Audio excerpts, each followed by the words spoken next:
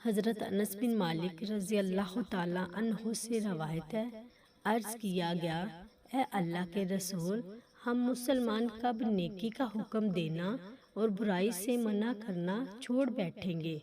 آپ نے فرمایا، جب تمہارے اندر وہ یعنی خرابیاں ظاہر ہو جائیں جو تم سے پہلی قوموں میں ظاہر ہوئی تھیں۔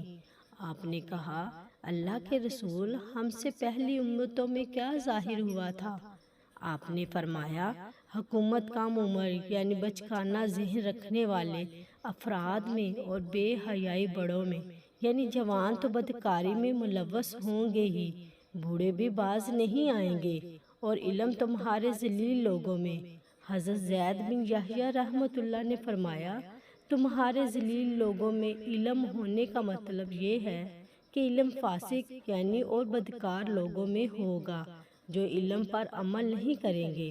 سنن ابن ماجہ حدیث نمبر 1005۔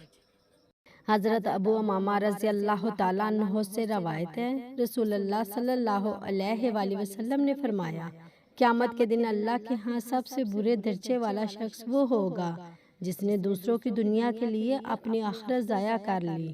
سنن ابن ماجہ حدیث نمبر 3967۔ حضرت حذیفہ رضی اللہ تعالیٰ عنہ سے روایت ہے، رسول اللہ صلی اللہ علیہ وآلہ وسلم نے فرمایا، مومن کے لیے مناسب نہیں کہ اپنے آپ کو ذلیل کرے۔ صحابہ نے عرض کیا، اپنے آپ کو کیسے ذلیل کر سکتا ہے؟ آپ صلی اللہ علیہ وآلہ وسلم نے فرمایا، ایسی آزمائش میں نہ پڑے جس میں پورا اترنے کی طاقت نہیں۔ سنن ابن ماجہ حدیث نمبر 4106۔